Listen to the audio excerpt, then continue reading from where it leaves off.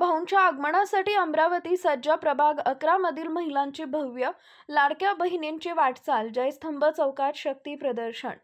अमरावती शहरामध्ये लाडक्या बहिणीचा लाडका भाऊ देवाभाऊ या गगनभेदी घोषणांनी संपूर्ण शहर दुमदुमून गेलं आहे।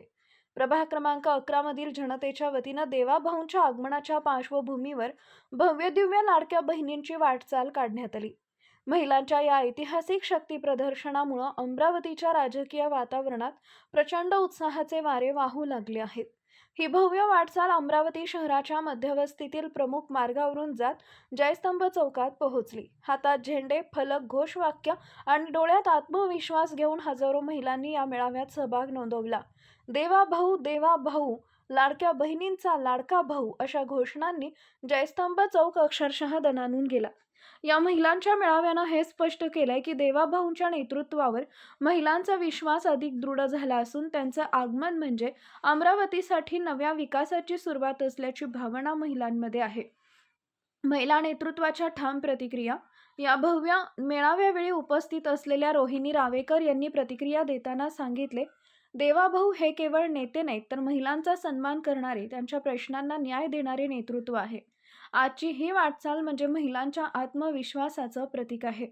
शैलेश राऊत यांनी यावेळी बोलताना म्हटलं, अमरावती शहरातील महिलांचा हा उत्स्फूर्त प्रतिसाद पाहता देवाभाऊंच्या आगमनाची उत्सुकता किती तीव्र आहे हे स्पष्ट होते।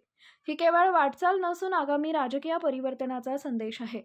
नूतन भुजाडे यांनी महिलांच्या सहभागावर भर देत सांगितले, महिलांना न्याय, सुरक्षा आणि सन्मान देणाऱ्या नेतृत्वामागे आज संपूर्ण अमरावती उभी आहे। देवाभाऊंच्या नेतृत्वावर महिलांचा अढळ विश्वास आहे। तर अलका सरदार म्हणाल्या, लाडक्या बहिणींसाठी नेहमी उभे राहणारे देवाभाऊ म्हणजे आमचा अभिमान आहे।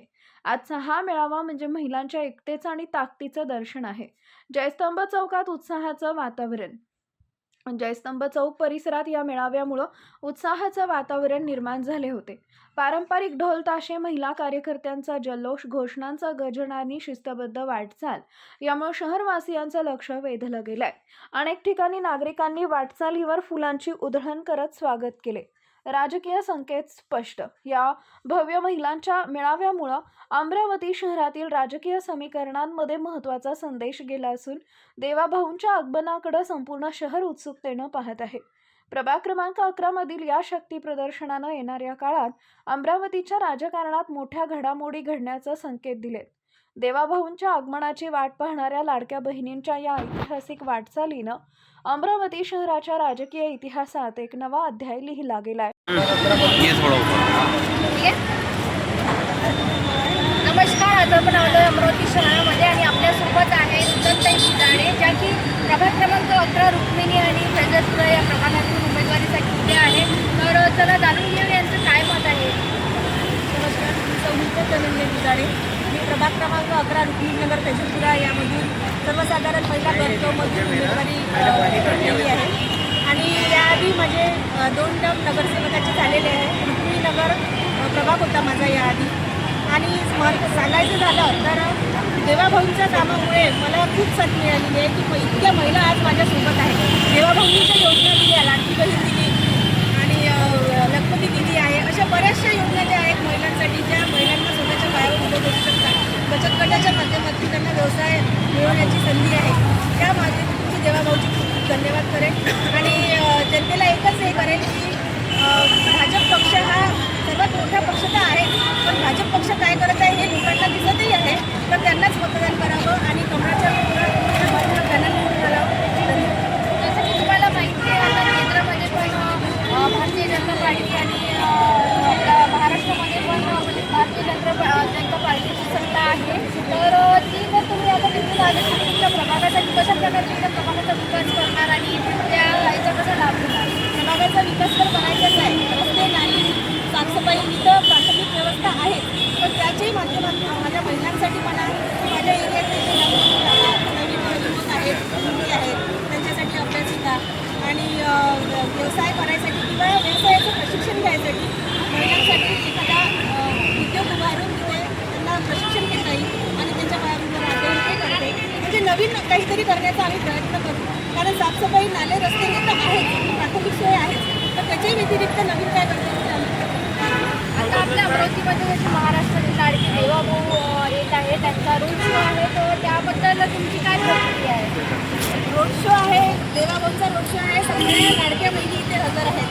त्याच्या ह्याच्यातून तुम्ही समजायला पाहिजे की देवाभाऊसाठी इथे लाडक्या बहिणी त्या यायच्या आधीच हजर आहेत.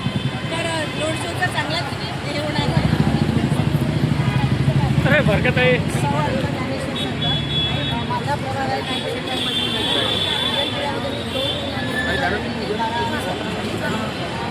त्यावेळेस सर्व विकास केलेला आहे. बचत महिला आणि बचत गटांच्या त्यांना रोजगार आणि युवांसाठी रोजगार हा सगळ्यात महत्त्वाचा आहे. आणि मला खात्री आहे की आमचं भारतीय जनता पार्टीचं सरकार नक्कीच युवांना रोजगार देणार आहे.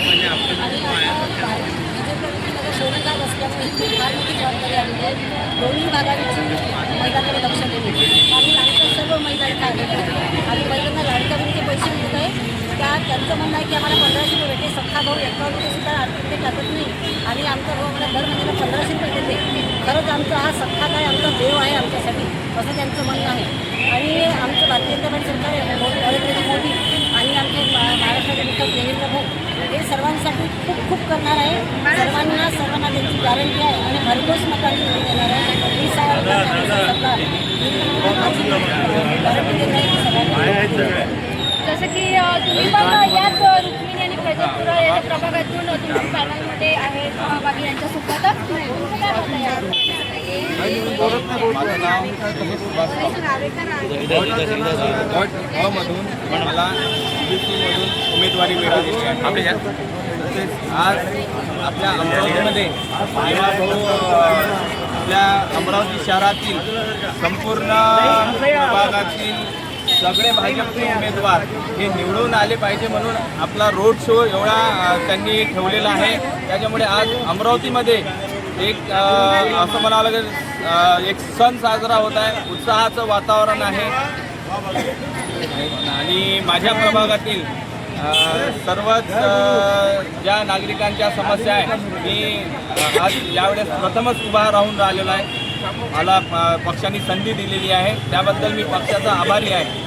पण आपल्या प्रभागातील आपले जे म्हातारे लोक असतात, बुजुर्ग असतात, त्यांच्यासाठी नाना पार्क करता का आपण काय केलं पाहिजे आणि रोड नाली रस्ते स्वच्छता यावर कसा भर दिला पाहिजे हा माझा प्रथम त्याच्यावर माझा फोकस राहणार आहे.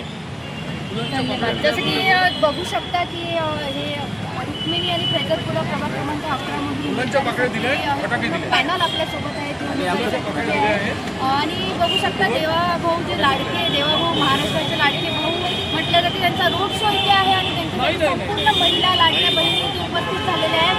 तर बघू शकता की कसा प्रतिसाद मिळतो यांना. कॅमेरामॅन के साथ समीक्षा वास. अशीच नवनवीन बातम्या पाहण्यासाठी विदर्भ किसान न्यूज चॅनलला सबस्क्राईब करा आणि लाईक शेअर करायला विसरू नका.